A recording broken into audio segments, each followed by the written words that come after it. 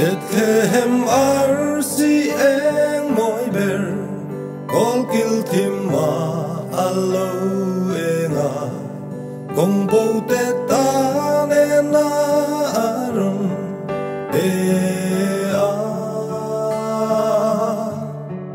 kotzak mi fin te ron shwai I so piana aron tena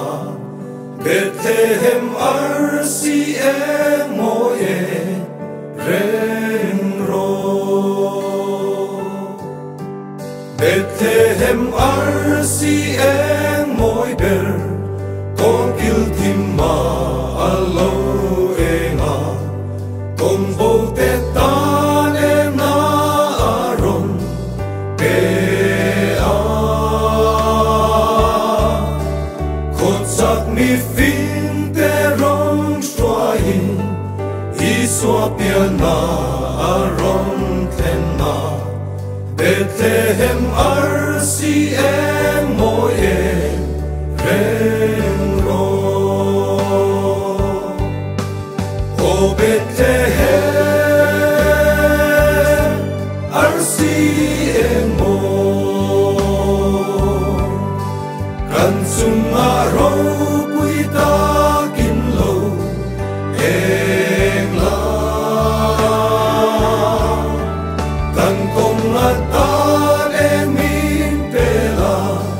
sa tuan ram nuam kan theng theng in Bethlehem arsi eng moi reng ro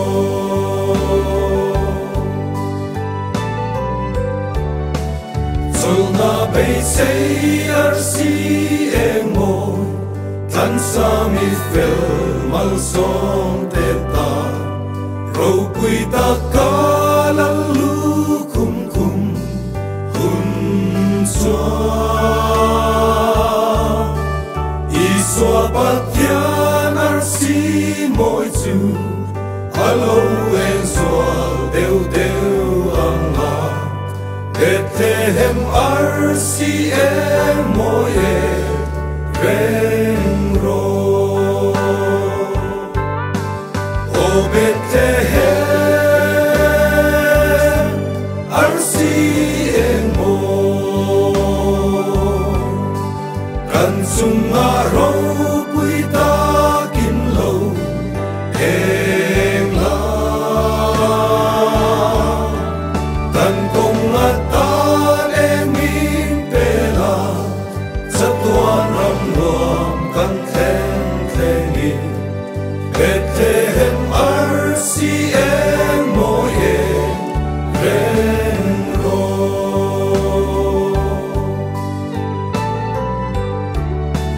Bethlehem arsi eng moi ber o tu na hian lo eng lela ko vel sual thima kan va vai lai hian mi fin te kong I en ang kha kan thin lung sual tim chung eng la Bethlehem arsi eng moi reng